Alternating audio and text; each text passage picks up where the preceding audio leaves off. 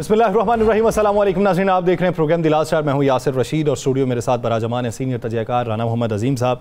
नाज़रीन, grand opposition alliance जिसके लिए बहुत अरसे के साथ गुफ्तो शुनीद भी थी, बहुत सी बैठकें भी हुई, जिसके आउटकम के ऊपर बहुत सारे सवालात भी थे, तहफ़्फ़ुज़ात भी थे और उम्मीदें भी वाबस्ता थीं। जमीयत उलमा इस्लाम फ़े की मजलिस आमला का इजलास होता है, उसके अंदर डिस्कशन की जाती है और फिर जो एलामिया मंजर आम पे आता है तर्जुमान हाफिज़ हम्दुल्लाह साहब की तरफ से, वो ये आता है कि हमने ओपन अभी तक किसी के साथ एलानिया तौर के ऊपर किसी सियासी इत्तेहाद में शामिल होने का फ़ैसला नहीं किया। हाँ, दीनी जमातों के साथ हमारे रवाबित जो हैं वो आगे बढ़ सकते हैं। मौलाना फजलुर रहमान साहब ने बात की कि पाकिस्तान तहरीक इंसाफ के साथ कुछ बरसों से शदीद इख्तलाफात हैं और हाफिज़ हम्दुल्लाह साहब ने यह भी कहा कि पाकिस्तान तहरीक इंसाफ की क़यादत अक्सरियत जेल के अंदर है, इसलिए उनके साथ खड़ा नहीं हुआ जा सकता। जो तहफ़्फ़ुज़ात थे, जो डिमांड्स थी, उनका अभी पब्लिकली उन्होंने एतराफ़ नहीं किया कि वो क्या थी और उनकी तरफ से जवाब क्या आया, ये अभी बात मंजर आम पे नहीं आई। जबकि दूसरी तरफ बैरिस्टर गौहर साहब ने यह कहा कि जमीयत उलमा इस्लाम फ़े का जो फैसला होगा वो हमें काबिल कबूल होगा। अब इस ज़मन के अंदर आने वाले दिनों में ग्रैंड अपोजिशन अलायंस का मुस्तकबिल क्या है? जमीयत उलमा इस्लाम फ़े और जमात इस्लामी क्या मिल के कोई तहरीक चलाना चाहते हैं? अगर सियासी तहरीक नहीं चलती तो जमीयत उलमा इस्लाम फ़े की गैर मौजूदगी में पाकिस्तान तहरीक इंसाफ को किन मुश्किलात का सामना हो सकता है? स्ट्रीट पार्स किस तरीके से मिल सकती है? एक बुनियादी सवाल।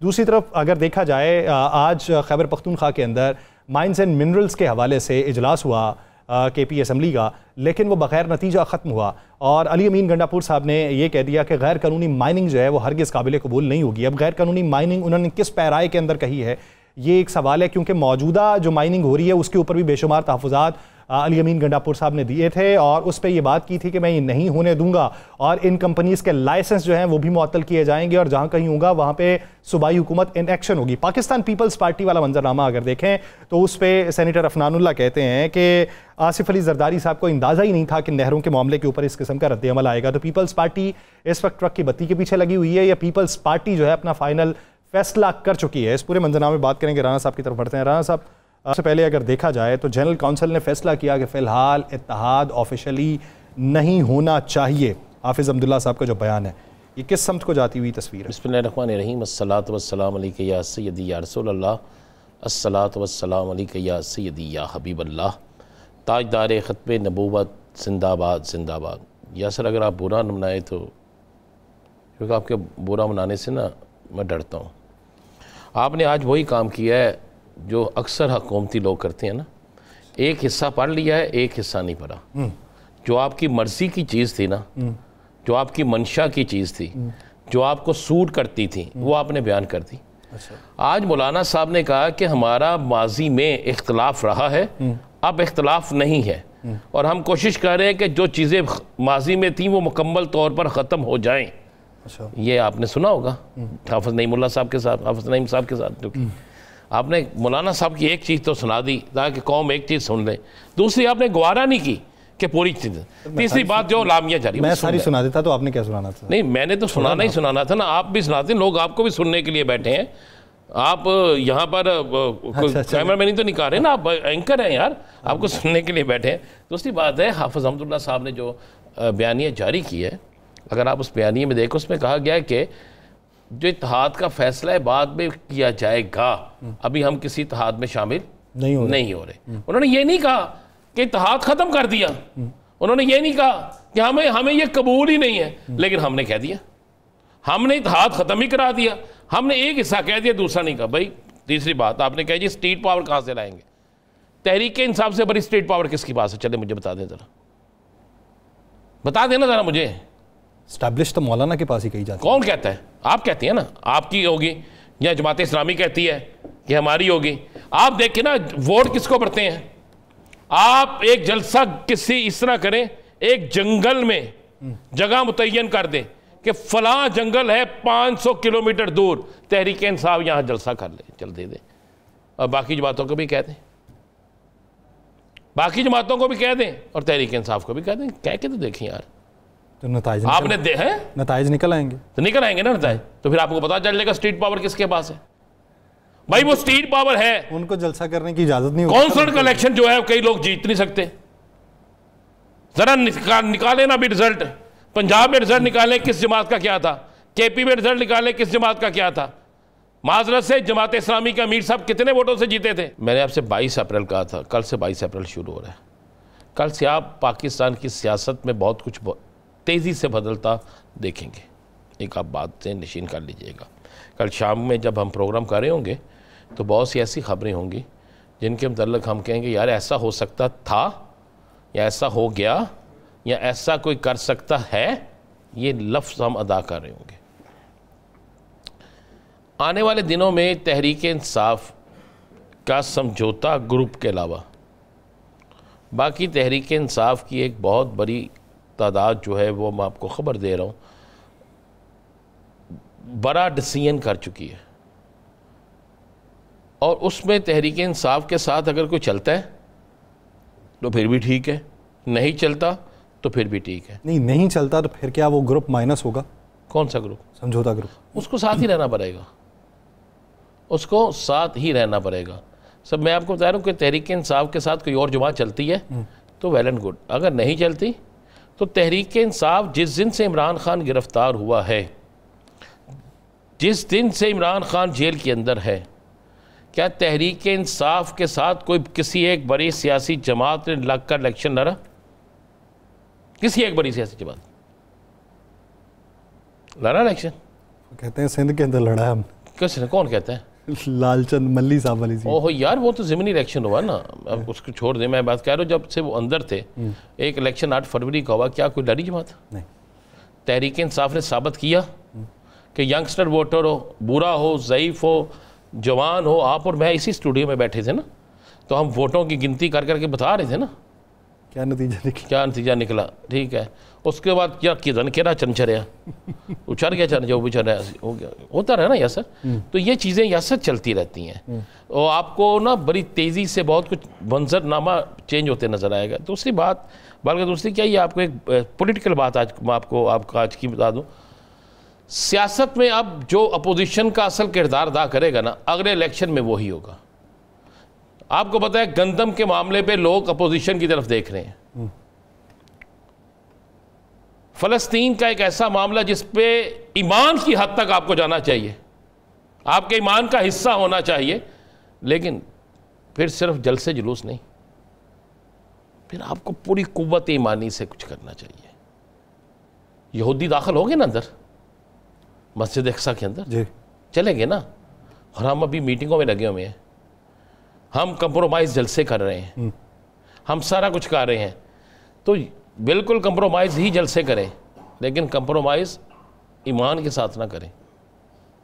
ये कंप्रोमाइज़ करें कि कोई चीज़ टूटेगी नहीं, ये कंप्रोमाइज़ करें कि कोई सड़क बंद नहीं होगी, लेकिन ये कंप्रोमाइज़ ना करें कि हम सिर्फ 4 दिन के लिए करेंगे, 5वें दिन हम कुछ नहीं करेंगे। ये कंप्रोमाइज़ ना करें। कंप्रोमाइज़ इस पे होना चाहिए कि मुल्क की सलामती रहेगी, कंप्रोमाइज़ इस पे होना चाहिए कि सड़क ब्लॉक नहीं होगी, कंप्रोमाइज़ इस पे होना चाहिए गमलट तक नहीं टूटेगा, किसी अमलाक को नुकसान नहीं पहुंचेगा। बाकी चीज़ें जो है ना, उनमें सच आखा तो भजन खाखा डरदी सच ना आखा, मैं सच कहना नहीं तन तकलीफ बरी होनी है, तो इस पर करते हैं। अच्छा यार यासर साहब, अब आज एक बिल पास करवा दिया आपने पंजाब असम्बली से कि मोटरसाइकिल की फिटनेस सर्टिफिकेट भी चाहिए होगा। तो जिन लोगों ने बिल पास किया इनका कोई फिटनेस सर्टिफिकेट होगा? इन सियासतदानों का फिटनेस सर्टिफिकेट होगा कि ये अवामी मेयार के मुताबिक पूरे उतरते हैं कि नहीं? मुझे बताया ना, क्या इनका कोई फिटनेस सर्टिफिकेट होगा? और मोटरसाइकिल तो हर घर में है। कल इस पर तफसीली करेंगे, मैं आपको पूरी चीज़ें एक एक रखूँगा कि अब कहाँ पर क्या चोर बाजारी चलनी है। लेकिन एक आज गुजारिश करना चाह रहा हूँ मैं वज़ीर आला से, आज उन्होंने एक काम बहुत अच्छा किया। एक बिल पेश होना था, हाँ जी, जो अच्छी चीज़ है हम उस पर बात करते हैं।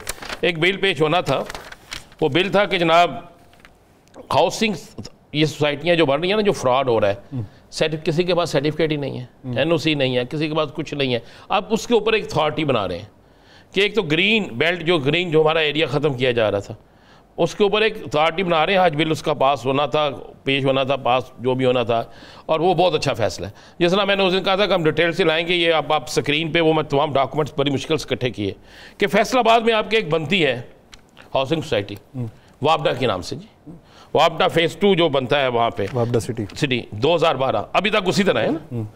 ज़मीन भी नहीं है, अरबों रुपये जमा हो गए हैं, अरबों रुपये ज़मीन नहीं है, और FDA का एनओसी भी नहीं है। एफडीए की वेबसाइट पे लिखा हुआ है कि ये सोसाइटी नहीं है। वो अरबों रुपए कहां गए? अब वहां पे फेज 2 में इतनी बेकायदियां हैं, इतनी है कि आपने भी प्लाट ले लिया, मैंने भी ले लिया, इसने भी ले लिया, उसने भी ले लिया, उसने भी ले लिया, प्लाट नहीं है। मैंने नहीं लिया। एक मैं बात कर रहा हूं, आपको वैसे मिल जाता है, जगह नहीं है। अब वो लोग जो अरबों रुपए का जिनके लोगों के लगे हुए हैं, वो किसके पास है? वो अरबों रुपए कौन निकालेगा? मुझे यकीन है कि मरियम साहबा, जो कि कोऑपरेटिव को खुद देख रही हैं, मरियम साहबा इस करप्शन पर ज़रूर एक्शन लेंगी। मुझे यकीन है, मुझे यकीन है कि मरियम साहबा इस करप्शन को पकड़ेंगी भी, और इस करप्शन में मुलव्वस कोई सरकारी अफसर हो, कोई प्राइवेट लैंड माफिया हो, कोई भी शख्स हो, उसको माफ़ नहीं करेगी। ये एक टेस्ट केस है। ये सारे डॉक्यूमेंट्स हमारी स्क्रीन पे चल रहे हैं। कोई एक डॉक्यूमेंट्स ऐसा नहीं है जो हमने नहीं। नैब इस पे एक्शन ले रहे हैं, कोऑपरेटिव इस पे एक्शन ले रहा है। मैंने आपसे कहा है कि डेटें बता दी हैं, 18/9/2024 को बाकायदा इस ऑफिस को सील कर दिया कि इस वजह से कि जनाब इसमें वो नहीं है, एनओसी नहीं है।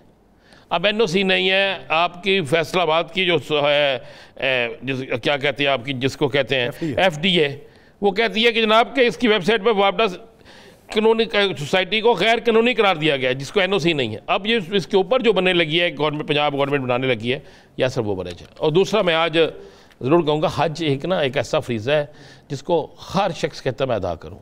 आप मैं हर सब चीज़ सोचती हैं। तो मैं आज, चूँकि मैं इसलिए कह रहा हूँ कि मैं भी इस दफ़ा हज करने जा रहा था, तो सरकारी कोटे में इसलिए नहीं जाना चाह रहा था। सरकारी कोटे में जो पिछले साल बाकी होता है वो होता ही होता, अल्लाह करे आगे जाके सरकारी कोटा ये सिलसिला बड़ा अच्छा हो जाए। प्राइवेट हज वाले वक्त से पहले अपने होटल भी बुक करवा लेते हैं, सारा कुछ हो जाता है। अब 1,90,000 का कोटा पाकिस्तान को मिलता था जी, जिसमें से आधा प्राइवेट जाता था, आधा इस दफ़ा कम मिला। 23,000 प्राइवेट कोटा गया सिर्फ। अब जहाँ पर एक 90 से आप आधा कर दें तो इसका तो 25% भी ना बना। अब वो बेचारे सारे जो हज ऑपरेटर हैं वो बैठे हैं। हज ऑपरेटर तो बैठे हैं, साथ वो बेचारे लोग सारे बैठे हैं जिन्होंने हज पे जाना है। अब वो क्या करें? मैंने आज मेरी 2, 4, 6 नहीं कई लोगों से बात हुई, तो उन्होंने कहा यार हम तो समझते हैं, हमारा यकीन है कि इस वक्त पूरी दुनिया के तमाम मुस्लिम ममालिक का कि जो सफ़ीर है ना वो मोहम्मद बिन सुलेमान है। क्यों? मोहम्मद बिन सुलेमान जो हैं वो किसी भी मुस्लिम मुल्क में कोई तकलीफ़ हो सबसे पहले बोलते हैं। और पाकिस्तान में सऊदी सफ़ीर जो है ये भी फौरी तौर पर पाकिस्तान के मसले के हल के लिए जाते हैं। और सुना है कि वज़ीर-ए-आज़म पाकिस्तान भी इस पर बात कर रहे हैं और इसाक डार साहब को भी भेज रहे हैं। और मोहम्मद बिन सुलेमान से उन्होंने गुजारिश किया है कि मोहम्मद बिन सुलेमान साहब जो है, जो सफ़ीर इस्लाम हैं, कि वो इस पर ज़रूर कुछ ना कुछ करेंगे, और ताकि पाकिस्तानी कोई भी जो है, बल्कि किसी मुल्क का भी कोई शख्स है सर 60 से 70 हज़ार बंदा जो है वो महरूम हो जाएगा। 60 से 70 हज़ार बंदा महरूम हो जाएगा।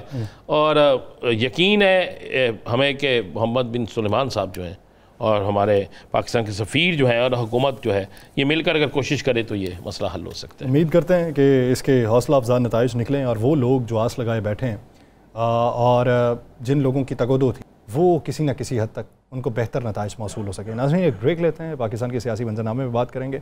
हामिद खान साहब, पाकिस्तान तहरीक इंसाफ के सीनियर रहनुमा, वो हमें ज्वाइन करेंगे। कहीं नहीं जाएगा, स्टे विद अस।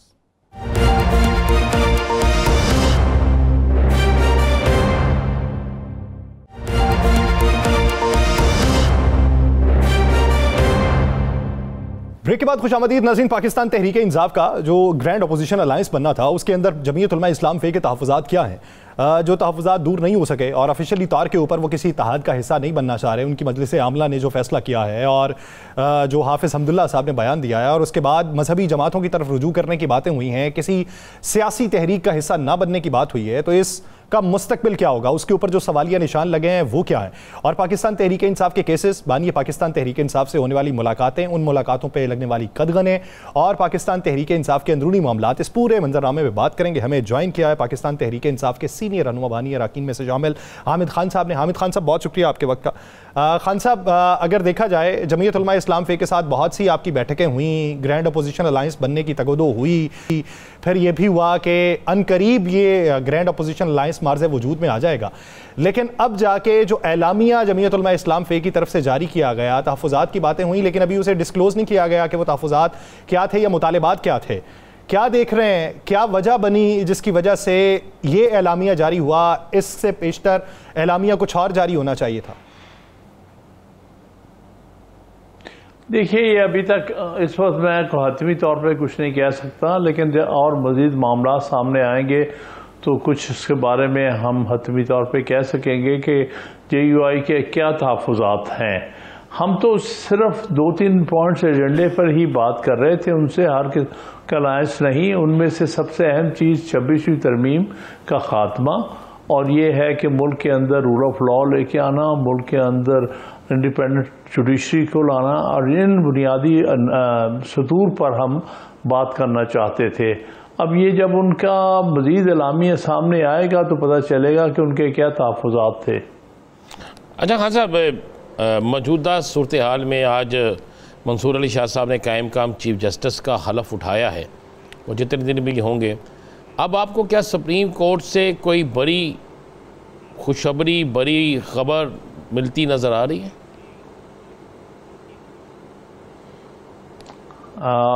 कुछ कहना कब्र इस वक्त होगा, लेकिन हम उम्मीद करेंगे कि कुछ चीज़ें जो अभी तक रुकी हुई हैं, ख़ास तौर पे जो हम 26वीं तरमीम के ख़िलाफ़ जो हमने पिटीशंस फाइल की हुई हैं, मैं समझता हूं कि उसकी तरफ उनको तवज्जो देनी चाहिए और जल्द से जल्द जो है वो 26वीं तरमीम के ख़िलाफ़ जो केसेस हैं उनको मुकर्रर करना चाहिए फुल कोर्ट के सामने, माइनस उन जजेस के जो कि बाद में अपॉइंट हुए। यानी जब 26वीं तरमीम में के वक्त जो जजेस थे सुप्रीम कोर्ट के, उनको उनके बेंच बनाकर ये 26वीं तरमीम के केसेस सुने जाने चाहिए। आइन इसकी इजाज़त देता है? आइन बिल्कुल इजाज़त देता है। आइन में कोई कदर नहीं है कि आप फुल कोर्ट का बेंच बना सकते हैं, और ख़ास तौर पे जहाँ आइनी तरमीम का मामला हो। उसमें सबसे बड़ी एग्ज़ाम्पल तो 2015 की है, जब 21वीं तरमीम को चैलेंज किया गया था तो 17 जजेस का फुल कोर्ट बेंच बना था और उसने हेयरिंग की थी उसकी। खान साहब, आज़म नज़ीर तारड़ साहब कहते हैं कि ये जो 26वीं तरमीम थी ये निज़ाम की बेहतरी के लिए और मुल्क की बेहतरी के लिए लाई गई, ज़रूरत पड़ी तो 27वीं तरमीम भी लाई जाएगी। जब हुकूमत 27वीं तरमीम की तरफ गामज़न है तो 26वीं तरमीम का खात्मा कैसे मुमकिन हो सकता है? देखिए, जिनका आपने जिक्र किया है, मैं नहीं समझता उनकी अपनी कोई इंडिपेंडेंट राय है। उनको जो हुक्म मिलता है उसी के मुताबिक वो बात करते हैं, इसलिए मैं उनकी किसी बात का नोटिस लेना ही नहीं चाहता। इनकी अपनी तो राय कोई है नहीं, ना इनकी अपनी कोई हैसियत है। ये तो पपेट्स हैं, जितनी भी हुकूमती लोग हैं इस वक्त, चाहे उनसे जो भी हुक्म होता है, चाहे पार्लियामेंटेरियन उनके हैं, चाहे उनकी एग्जेक्टिव है, वो तो वहाँ के हुक्म की ताबे है और हुक्म की तामील करेगी। लिहाजा इनकी कोई इंडिपेंडेंट राय, उनकी राय समझी नहीं जा सकती। हाँ साहब, आपका पैनल, आपका ग्रुप इस दफ़ा बहुत अच्छी पोजीशन में रहा, बहुत सी जगहों पे आपने इलेक्शन जीता, और इसके हवाले से कहा जाता था कि फौरी तहरीक जो है वो कुछ शुरू हो जाएगी। सिंध में तो पानी के हवाले से, कैनाल्स के हवाले से वकला बड़े मुतहर्रक हैं और बाहर निकले हुए हैं और धरने दे रहे हैं, सारा कुछ चल रहा है। तो इस 27वीं या 26वीं ये जो आइनी तरमीम है, इस पर जो आप लोगों का एक मौक़िफ़ था कि हम एक भरपूर तहरीक चलाएँगे, उसका क्या वक्त का इंतज़ार किया जा रहा है या कोई तहरीक इस्लामाबाद की तरफ आने की? देखिए, ये तहरीक चल रही है। ये जो आप बात बता रहे हैं कि जो सिंध के पानियों का मामला है, ये एक इशू है, लेकिन असल इशू अब पिछले सैटरडे को, इससे पहले सैटरडे को, यानी 15 तारीख को गालिबन एक नेशन वाइड हमारा वो लॉयर्स कन्वेंशन हुआ था कराची में, कराची बार एसोसिएशन के ऑर्गेनाइज करता। उसमें सारे मुल्क से वकला के नुमाइंदगान ने पार्टिसिपेट किया था और उसमें चारों इश्यूज़ के ऊपर रेजोल्यूशन पास किया गया था। 26वीं तरमीम के ख़िलाफ़ भी, ये पानियों के मामले में भी बलूचिस्तान के हालात को भी सामने रखते हुए और पीका एक्ट के ख़िलाफ़ भी जो अमेंडमेंट आई है उसके ख़िलाफ़, लिहाजा ये मामला तो जारी है। यानी 26वीं तरमीम का इशू अलग नहीं है, पानियों के इशू के मिलता के साथ ही कनेक्टेड है, पीका का इशू भी उसके साथ ही कनेक्टेड है। तो इन सब इश्यूज़ पर हमारी तहरीक जारी है और इंशाल्लाह आइंदा आने वाले वक्तों में आप मज़ीद कन्वेंशंस के बारे में आपको बताएंगे और मुल्क के हर हिस्से में ये कन्वेंशंस होने जा रहे हैं।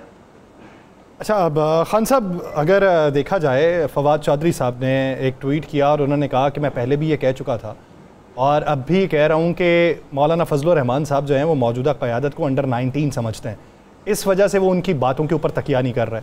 अब माजी करीब के अंदर जो पार्टी के अंदर उठने वाले बयानात थे एक दूसरे के ख़िलाफ़, आप समझते हैं कि पार्टी के पूरे मामलात को इस वक्त रेगुलेट करने की ज़रूरत है? देखिए, जिसका आपने हवाला दिया मैं उसकी किसी बात का कभी जवाब नहीं दिया करता। कोई और सवाल पूछ लें आप तो उसका जवाब दे दें। ये अच्छा खान साहब, चलें ये बता दें, ये खान साहब से बानी तरीके इंसाफ इमरान खान साहब से मुलाकातों पर पाबंदी, गैर एलानिया पाबंदी, ये एक वजह क्या है? जी हाँ, खौफ है कोई या कोई और मिल रहा है? क्या ये खौफ ही लगता है।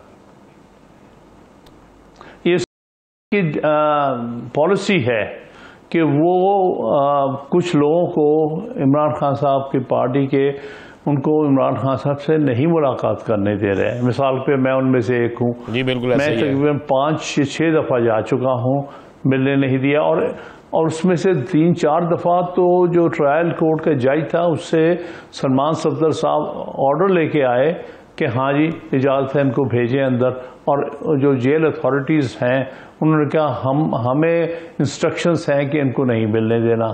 फिर लास्ट टाइम जब हम गए थे 6 लोगों का लाहौर ये इस्लामाबाद हाई कोर्ट ने ऑर्डर किया हुआ था कि इन 6 को मिलने की दिया जाए और हमें 2 घंटे बिठा के मुझे और उज़ैर भंडारी का नाम काट दिया 6 में से और बाकी 4 को कहा कि आप आके मिल लें। जब वो 4 हज़रात हमारे गए थे मिलने के लिए तो उन्होंने तो देखा कि बाबर अवान साहब वहाँ बैठे हैं, तो इस पर बल्कि बड़ी तलखी हुई सलमान राजा साहब ने की कि देखें जिनकी इजाज़त ली हुई है कोर्ट से उनको मिलने नहीं देते और इनकी बगैर किसी इजाज़त के मिलने की इनको इजाज़त है।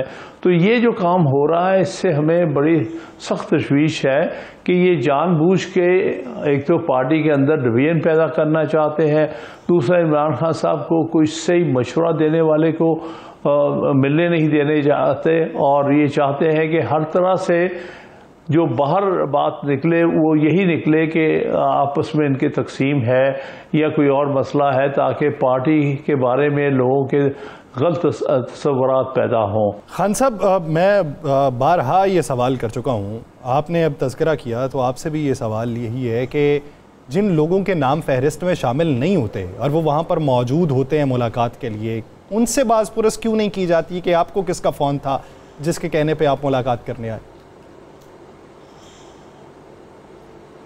देखिए, ये तो मेरे ख्याल में कि उनकी पॉलिसी है जिसको जेल अथॉरिटीज़ वालों को कहा हुआ कि इनको मिलने की इजाज़त हर वक्त दी जाए, क्योंकि वो बड़ा फ्रीली वहाँ हमें चलते फिरते आते जाते नज़र आ रहे होते हैं।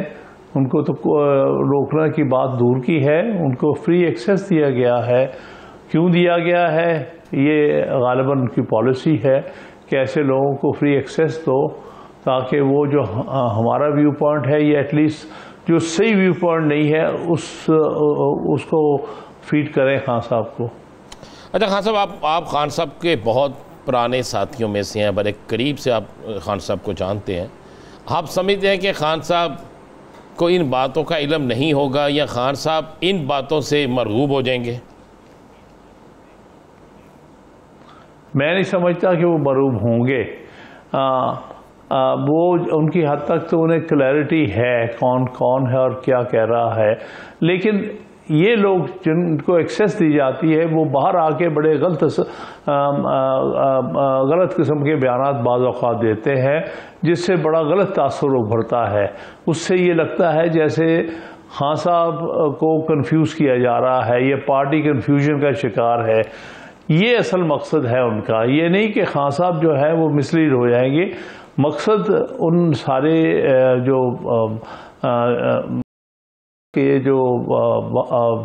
ताकतवर हलकों का ये है कि किसी तरह किस तरह पार्टी के अंदर कंफ्यूजन डाला जाए और लोगों में तासुर उभरे कि ये पार्टी आपस में तकसीम है, इनकी कोई क्लियर पॉलिसी नहीं है और ये और वो इस किस्म की बातें।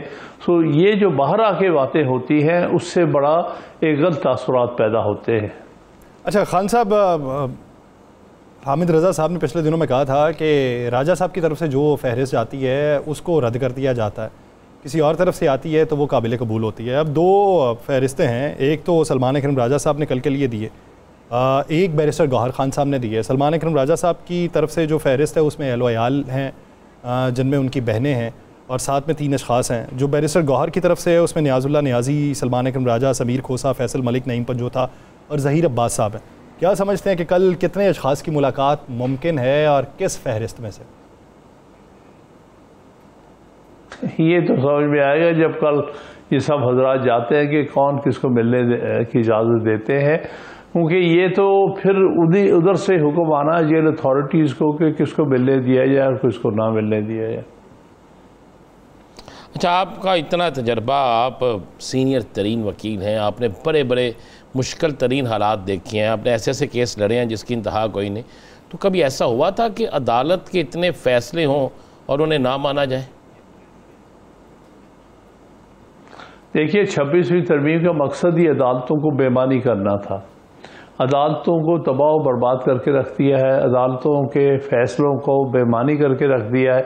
आपके सामने कभी ये मुमकिन था? 12 जुलाई का 13 जजेस का फुल कोर्ट का फैसला है कि मखसूस नशिस्तें दी जाएं PTI को सारी असम्बलीज़ में, और आज तकरीबन लगभग 9-10 महीने गुजरने को है और उस पर अमल दरामद नहीं हो रहा है। कभी हुआ नहीं था, लेकिन अब इतना बेबस कर दिया है, सुप्रीम कोर्ट को डिवाइड कर दिया है और उसमें तरह तरह के खलफशार पैदा कर दिए गए हैं कि इतना अहम फैसला आज तक उस पर अमल दरामद नहीं हो सका। इस तरह इससे पहले भी होता रहा है, जब बनियाल साहब चीफ जस्टिस थे, उनके बहुत से फैसलों को उन्होंने इस पर अमल दरामद हुआ ही नहीं, बल्कि उनको रद्दी की टोकरी का हिस्सा बना दिया गया। तो ये जो पिछले 1.5-2 साल से हम देख रहे हैं इस मुल्क के अंदर तमाशा, वो पाकिस्तान की तारीख में इसकी कोई मिसाल नहीं मिलती कि सुप्रीम कोर्ट के फैसले इस तरह से बेअसर और बेमानी होकर रह जाएंगे।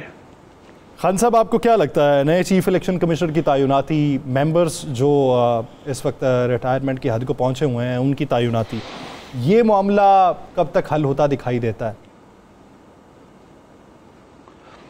इनका आइडिया को इनका ख्याल ही नहीं है, उनका इरादा ही कोई नहीं है इसको हल करने का। इसीलिए तो उन्होंने ये सो-कॉल्ड 26वीं तरमीम में इलेक्शन कमीशन के मेंबरान की और चेयरमैन की जो है उसकी हद मियाद जो है वो ख़त्म कर दी हुई है। उन्हें कहा गया कि जब मियाद ख़त्म भी हो, लेकिन जब तक उनकी जगह किसी की तैनाती ना हो वो कंटिन्यू करेंगे। अब उसी बुनियाद पर कोई लगभग 1 साल होने को है, बहुत सारे चेयरमैन की और उसके मेंबरान की तैनाती जो है वो उसको पोस्टपोन किया जा रहा है। हाँ साहब, कब तक देख रहे हैं इमरान खान साहब की रहाई आप? देखिए, एक दिन भी उनकी रिहाई को डिले करना जो है गलत है, क्योंकि मेजर केसेस पर उस सब पर उनकी या बेल हो चुकी है या वो बरी हो चुके हैं। ये तो बाद में इन्होंने नए सिरे से केसेस बना के उनको फिर फंसाया है और उसके ऊपर हुक्म लेकर उन्होंने उनको फिर से जेल में डाला हुआ है। मेरे नज़दीक उनका जेल में रखना हर रोज़ जो है ये आइन की, कानून की और बुनियादी हकूक़ की खिलाफ वर्जी है। अच्छा खान साहब, आज जो माइंस एंड मिनरल्स बिल था उसके ऊपर KP असम्बली का इजलास था, बग़ैर नतीजा वो ख़त्म हुआ। अली अमीन गंडापुर साहब ने कह दिया कि गैर कानूनी माइनिंग जो है वो मैं हरगिज़ नहीं होने दूंगा। अब इस सूरत में आप कोई आगे अगले दिनों के अंदर कोई ऐसा मुआहिदा देखते हैं कि जिस सूरत में ये वही सवाल जो राना साहब ने किया उसके मुमकिन असरात हों? देखिए, ये जो मूव हुई है मिनरल्स के बारे में, चाहे बलूचिस्तान से ताल्लुक़ रखते हैं या इनका पुराने ट्राइबल एरिया से ताल्लुक़ है या किसी KPK के इलाके से ताल्लुक़ है, ये बिल्कुल गलत वक्त पे हुआ है और इसमें नज़र ये आ रहा है कि इसके पीछे कोई बदनीयती का अंसर है। वो पाकिस्तान की माइंस को जो है ये उन हाथों में दे रहे हैं तकरीबन मुफ्त और बग़ैर प्रॉपर मुआवजे के। मेरे नज़दीक इस मोमेंट पे कोई भी मिनरल्स का मुआवजा ऐसी हुकूमत का करना जो कि हुकूमत खुद इलिजिटिमेट है, जिसको कोई लिजिटिमेसी या जायज़पन हासिल नहीं है, उनका करना बिल्कुल नामुनासिब होगा। तो इसलिए ये नुमाइंदा हुकूमत ही नहीं है और ये कौम के मिनरल्स को किस तरह से सस्ते दामों पे दूसरों को दे सकते हैं। कौम की नुमाइंदा हुकूमत नहीं है, सस्ते दामों मिनरल्स को दूसरों को कैसे दिया जा सकता है? खान साहब की रिहाई जो है वो एक दिन भी उसको डिले करना शक की निगाह से ही देखा जाएगा। बहुत शुक्रिया हामिद खान साहब इस हवाले से अपना वक्त देने के लिए। नाज़रीन, इस पर बात करेंगे एक शॉर्ट ब्रेक के बाद, कहीं नहीं जाएगा। Stay with us.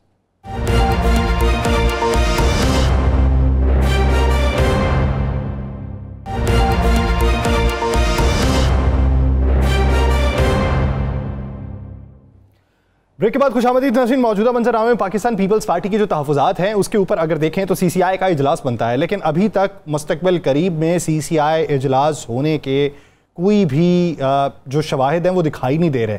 उसके ऊपर अभी भी शकूक व शुबहात और सवालिया निशान के बादल जो हैं वो छाए हुए दिखाई देते हैं।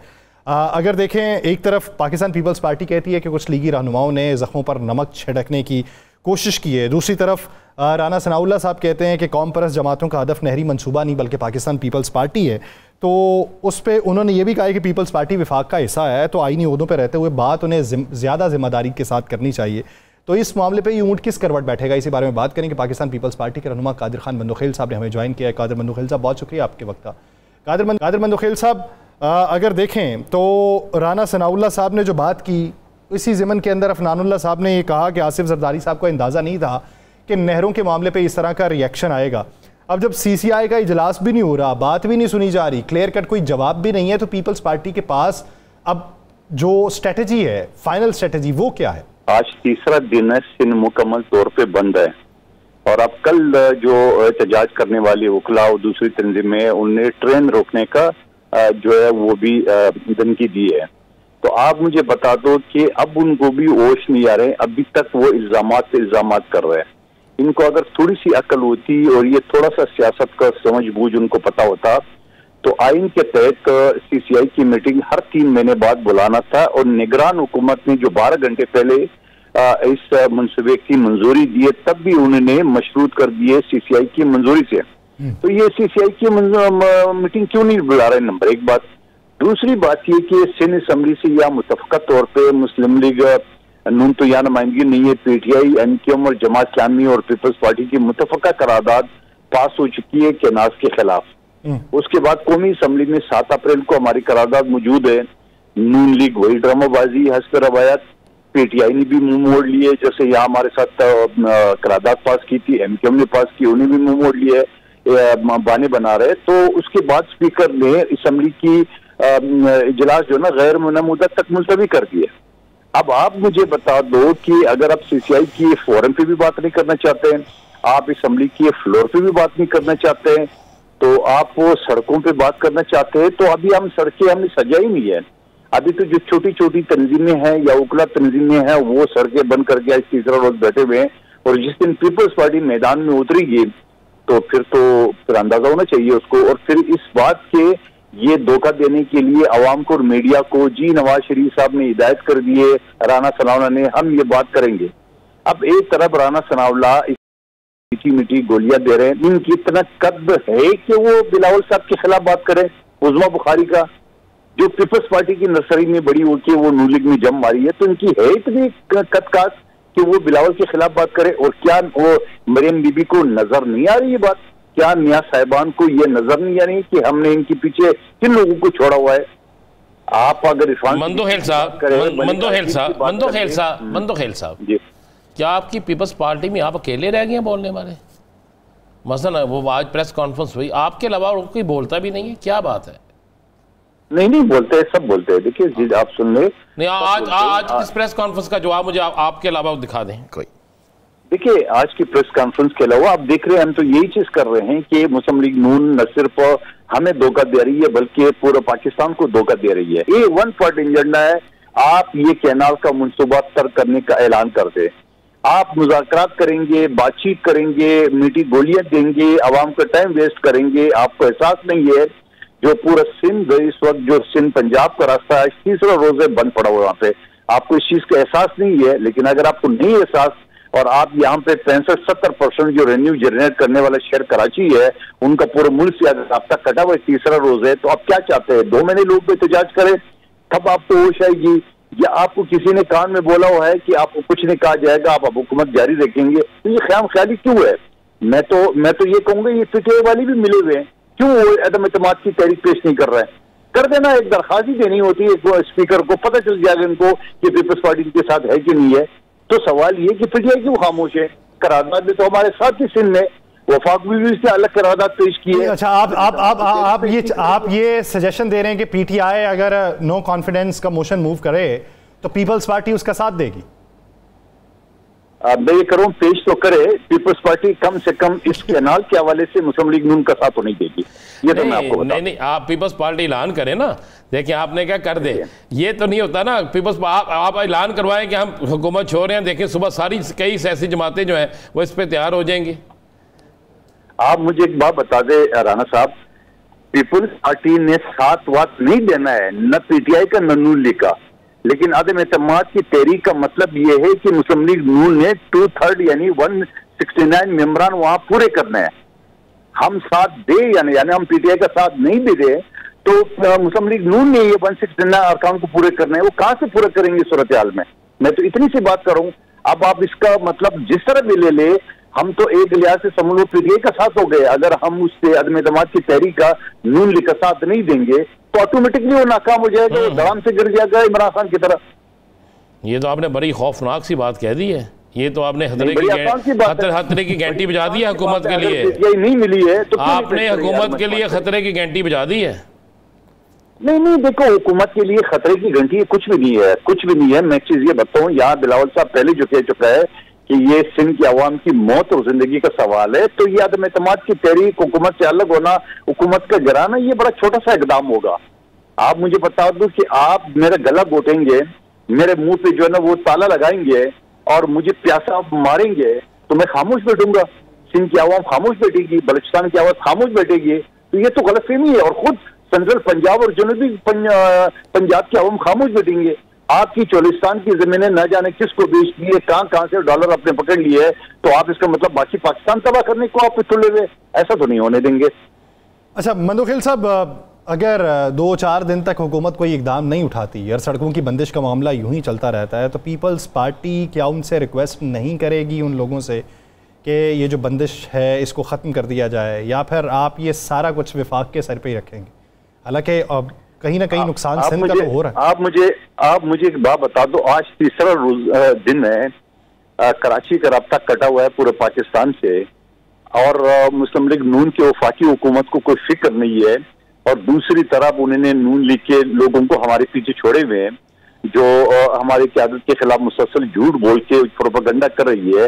तो हम क्यों कहेंगे लोगों को आपके एहतजाज खत्म कर ले? आप सवाल ये बताने कि जब आप खुद इसके लिए तैयार नहीं हो, मईशत की तबाही हो रही है उसके लिए आप तैयार नहीं हो, यहाँ पे पूरा पाकिस्तान 3 दिन से बंद पड़ा उसके लिए आप तैयार नहीं हो, तो हम क्यों कहेंगे? चलें, ये तो आप दुरुस्त कह रहे हैं जी, आप क्यों कहेंगे, लेकिन इसमें इसका हल तो कोई होना चाहिए ना। आप पता चला है कि जो पंजाब से बहुत से लोग जानवर लेकर कुर्बानी के सिंध की तरफ आए हुए थे, वो भी रास्ते में हैं बहुत, और सिंध से जो जारी थी खाद पंजाब, वो भी नहीं अभी तक पहुंच सकी, वो भी इस बंदिश की वजह से है। तो इसका मेन नुकसान तो आम आदमी का हो रहा है ना। और एक ऐसे वक्त में भी कि जब JUI भी ऐलान कर चुकी है कि पंजाब और सिंध सरहद हम ब्लॉक करेंगे। देखिए राना साहब, आप मुझे एक बात बताओ कि ये सारी जिम्मेदारी तो वफाकी हुकूमत की बनती है।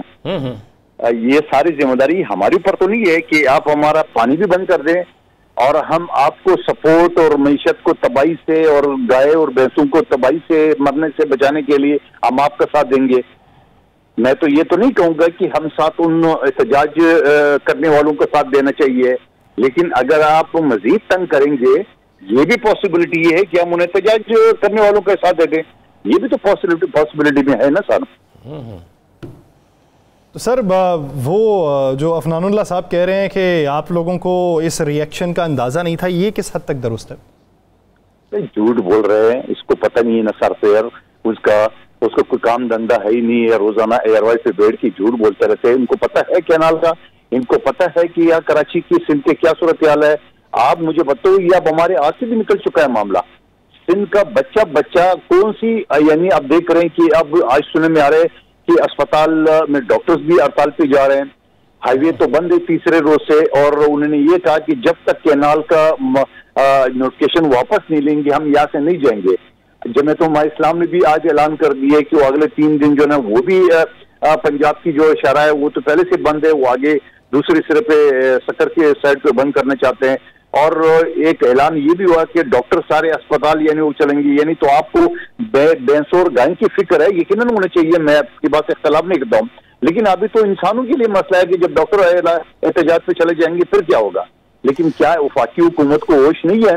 वफाकी हुकूमत के ये सुबह नहीं है, शहबाज शरीफ पिकनिक बनाने तो लिए कराची आ जाते हैं, कराची को टक्का देने के लिए तैयार नहीं, बल्कि टक्का तो छोड़िए, वो जो दिया हुआ पानी है जो पहले से 41% कम आ रहा है उसको भी रोक रहे हैं। तो ऐसे सूरत हाल में तो एक्सेप्ट नहीं करेंगे। मैं नहीं कहता हूँ कि इनकी जो वफाकी वजीर पे हमला हुआ बड़ा गलत हुआ, बड़ा FIR भी कट गई है और मैं शदीद मुज़ब्बत करता हूँ, लेकिन आप आवाम को किस तरफ ले जा रहे हैं?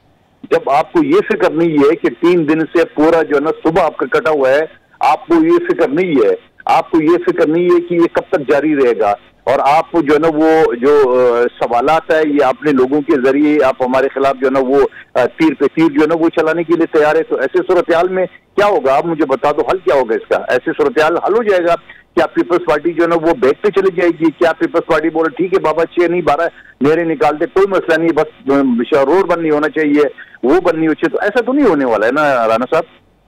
अच्छा ये बता दें कि ये जो राब्ते हो रहे हैं, आप इसे लॉलीपॉप कह रहे हैं, चलें इसी राब्तों के हवाले से कल आपकी एक मीटिंग हुई गवर्नर हाउस में पंजाब में, उस मीटिंग में क्या तय हुआ? उसमें भी तो राजा परवेज़ अशरफ साहब भी थे, बड़े बड़े चंद साहब भी थे और बाकी लोग भी थे। उसमें क्या तय हुआ? उसमें ये बात नहीं हुई कि जनाब पहले ये मसला हल करें उसके बाद पावर शेयरिंग पे बात होगी?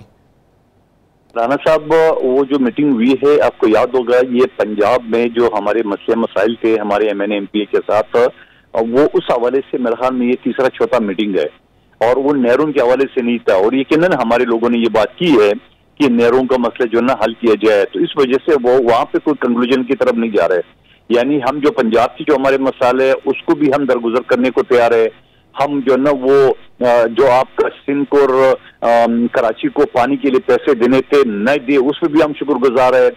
3 सूबों में कोई मोटरवे नहीं है, पंजाब के हर शहर मोटरवे पे मोटरवे बना रहे हो, सीपेक के पैसों से या PSDP के पैसे से। और अगर बलूचिस्तान का एक बनाया रोड जो 3 साल पहले आपने खुद इत्तेफाक किया था कि 2 साल के अंदर बनाऊंगा, और उसी रोड को आप लोगों से पेट्रोल यानी लोगों की जेबों में डाका डाल के, और वो 750 अरब की बजाय 300 अरब उसको बनाए रोड को जो 70% मुकम्मल हो चुका है। मेरा वहाँ गुजरना होता है, मेरा भाई इलाका जोब एजेंसी है, मुझे जाना पड़ता है उधर। तो ये आप कितने झूठ बोलेंगे आवाम के सामने? आपने काबीना के सामने झूठ बोला कि पेट्रोल कम होगा, 3 घंटे बाद आपने जो ना उस बात को यू टर्न ले लिया है, और बलूचिस्तान के लोगों के ऊपर आपने एहसान कर दिए। क्यों, किस बात का? बलूचिस्तान के लोग भीख मांगते आपसे, बलूचिस्तान के लोगों को आप खैरात दे रहे हो। क्या ये सीपेक बलूचिस्तान में ऐसा नहीं है?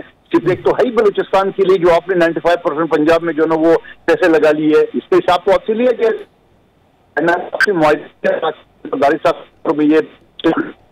आपने चाइना तक ग्वादर तक रोड बनाना है, वो तो सारा के सारा आपने पंजाब में खर्च कर लिया है, तो आपको चाइना को क्या जवाब देंगे? आपने एक रोड जो आपने जो ग्रीन लाइन बस शुरू की है वो भी अधूरा छोड़ दिया है। PTI का दौर खत्म हो गया, 3 साढ़े 3 साल वो भी अधूरा रह गया है।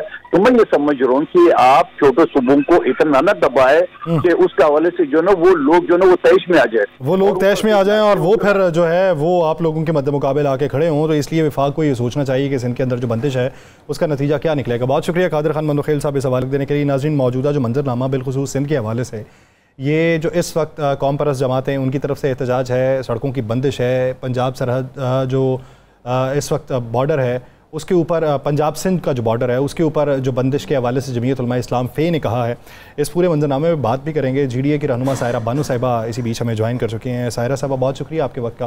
राना साहब आप सवाल कर सकते हैं। सायरा साहबा, क्या चल रहा है, सिंध की सूरत हाल क्या है? सुना है कि सिंध पूरा बंद होने जा रहा है।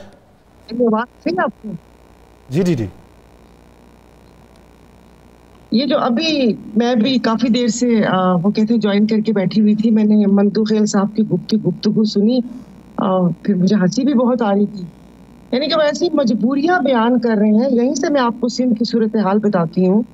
वो ऐसी मजबूरियां बयान कर रहे हैं और सब कुछ वो कहते हैं दूसरे लोगों के ऊपर डाल रहे हैं। बंदा पूछे कि भाई आप क्या हाथों पाँव में मेहंदी लगी हुई है, चूड़ियां पहन के बैठे हुए वफाक में, क्या करके बैठे हुए? आईनी ओहदे आपके पास, सदर साहब ने वो असूली मौकफ के तहत मंजूरी दे दी। आपके साथ बहुत पहले प्रोग्राम हुआ था, इस प्रोग्राम को भी 4-5 माह गुजर गए राना साहब, आपको याद होगा। आप दोनों के हौसले पर दाद देने को दिल चाह रहा था जो आप मंदू खेल साहब की गुफ्तगू सुन रहे थे, जिस तरीके से वो बता रहे थे कि ये है क्या वफाक, ये नहीं। ओ भाई, फॉर्म 47 जिसने बनाया, जिसने लेकर आया, इजाजत होगी तो आप कुछ करोगे, वरना क्यों भी नहीं कर सकते। और उसके ऊपर से वो कहते हैं ना कि ये जो करारदाद पेश करें, और वो भी मतलब वो PTI पे डाल दिया कि वो अपोजिशन जमाते हैं, वो वोट ऑफ नो कॉन्फिडेंस और वो उसको मूड है। तो ये क्या कर रहे हैं? मैं बात पर आती हूँ, उनकी जो बात याद है तो मुझे बड़ा दिल कर रहा है कि उनको जवाब दूं। ये जो आप मीटिंग्स की बात कर रहे थे, जिस वक्त बलोचिस्तान जल रहा था, इनकी पावर शेयरिंग फार्मूला तय हो रहा था। आपको 9 अरब का किस्सा भी सुना होगा, जो बिलावल साहब को उन्होंने अपनी सवाबदीद पे 9 अरब रुपए दिए कि यहाँ सिंध में दूध और शहद की नहरें बहानी है। और फिर उसके बाद अभी ये कह रहे थे खुदा जाने किसको जमीनें दे दी। अब सामने बैठते होते तो बोलते कि आप इतने मुन्ने काकी, आपको ये नहीं पता कि जमीनें किसको दी हैं। और ये पानी के एहतजाज पे भैया साइन किए हैं, ये कोई ये बात नहीं है। मेरी आवाज आ रही है? थोड़ा सा मुंह हाँ कर ले, खुद ही बोले जा रही है। नहीं आ रही, आवाज आ रही है, हम सुन रहे हैं, आप ही को सुन रहे हैं। आपको सिंध ना मिला, बेनजीर साहिबा को सिंध ना मिला पूरा, उनकी शहादत के बाद सिंध ना मिला। 2018 में इन्होंने ऐसी दूध और शहद की नहरें बहाई जो 2024 में पूरा सिंध प्लेट में रख के इनको दे दिया। अब तो आपको समझ आ गई होगी कि इसके पीछे कहानी क्या थी। नहीं, अब आप क्या समझती हैं कि पाकिस्तान पीपल्स पार्टी के पास ऑप्शन क्या है? ऑप्शन क्या है? अगर अपने आप को सिंध धरती के सपूत कहते हैं, सिंध कार्ड खेलते हैं, सिंध की आवाम के बकौल इनके 100 कॉल्ड वोट लेकर असेंबली में पहुंचे हुए, तो बेटा करना आपने है। आप इस हुकूमत को धमकी, देखिए आप धमकी उसको देते हैं कि आपके दिल में थोड़ी उम्मीद होती है कि शायद ये काम हो जाए। सीधा सीधा अभी जो ये इतनी तकलीफें गिनवा दी इन्होंने, और आपने भी गिनवा दी कि वो सड़क बंद है, ये वो सड़क, कल को ट्रेन सर्विस भी बंद होगी, कल को ये काफिला वहां पर चोलिस्तान की तरफ भी पहुंचेगा, ताकि हम देखें तो सही कि हमें दफनाने की तैयारी कहाँ पर हो रही है, हमारा मकबरा कहाँ बन रहा है, कहाँ पर वो हो रहा है। यहाँ हमारी जमीनें बंजर हैं।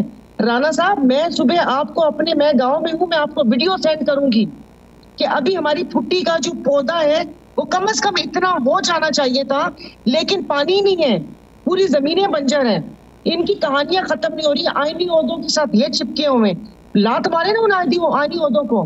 क्या ओहदे हैं? 2 गवर्नर, एक सेनेट चेयरमैन, एक डिप्टी चेयरमैन, एक सदर। नहीं, बिलावल साहब ने आईनी ओहदों का नहीं, उन्होंने वजारतों को लात मारने की बात की थी। किसकी वजारतें इनकी बात वहां पर है कहाँ? किसको लात मारनी है? वजारतें तो नहीं है इनके पास। इनके पास तो बस फिर उसी चीज को ही लात मारनी थी जो है नहीं। जी मैंने कहा उसी चीज को ही फिर लात मारनी थी जो है ही नहीं। हाँ जी, वही ना। तो अब ये कहानियां बना रहे कि वो सुने। ओ भाई, जिसने सुनना है ना वो नहीं सुन रहे। उधर अपना निशाना सीधा रखें। निशाना सीधा है नहीं, राइट लेफ्ट में बंदूक पकड़ी हुई है। मैं यहाँ पर भी लोगों को बोल रही हूँ, यहाँ पर लोग वो कर रहे हैं पीपल्स पार्टी को, पीपल्स पार्टी हमें, ये सब मिलके वफाक को। और पायन जिन्होंने जमीन दी है उस वक्त, ये जब ये 2022 में हुआ था चोलिस्तान के, उस वक्त ये असेंबली में हम लोगों ने क्वेश्चन रेज किया था, मगर ये नहीं पता था कि वो पानी भी हमसे लेना है। आप मुझे बताइए, सिंध में हम कतरे कतरे को तरस रहे हैं। कराची में आज तक मुझे 30 साल हो गए कराची में रहते हुए, पैसों का पानी हम पीते हैं, पीने का और घर के इस्तेमाल का भी। K4 मंसूबा वो पिछले दौरे हुकूमत में भी रुलता रहा, फिर उसके बाद शहबाज पीर साहब आए थे 16 महीने के उसमें, उसके बाद उन्होंने वहां पर आकर, आपको याद होगा कि बिलावल साहब ने कहा था कि हमें आपसे ही उम्मीद है, मेरे घर में भी टैंकर आता है। अब बंदा पूछे 17 साल से आपकी हुकूमत है और आपके घर में टैंकर आते हैं और आप इसे फखरिया बता रहे हैं।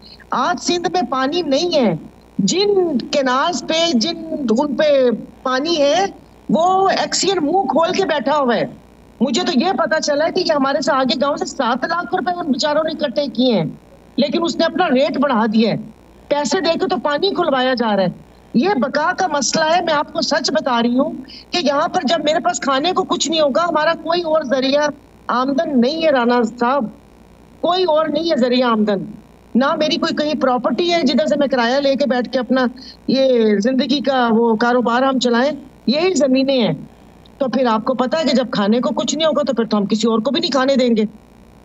सही, यानी ये ज़मीन के अंदर जो इल्ज़ामात हैं वो सिर्फ धमकियों की सूरत में ना दिए जाएं, बसूरत दीगर ये जो सिंध के अंदर इस वक्त वबाल उठा हुआ है, इसके नताइज जो हैं वो पाकिस्तान पीपल्स पार्टी को भुगतना पड़ेंगे। बहुत शुक्रिया साहिरा बानो साहिबा इस हवाले से अपना वक्त देने के लिए। नाज़रीन, प्रोग्राम का वक्त खत्म हो जाता है, मुझे राना साहब को दीजिए, बहुत सा ख्याल रखिएगा। आपसे मुलाकात होगी कल के रोज़, अल्लाह निगहबान।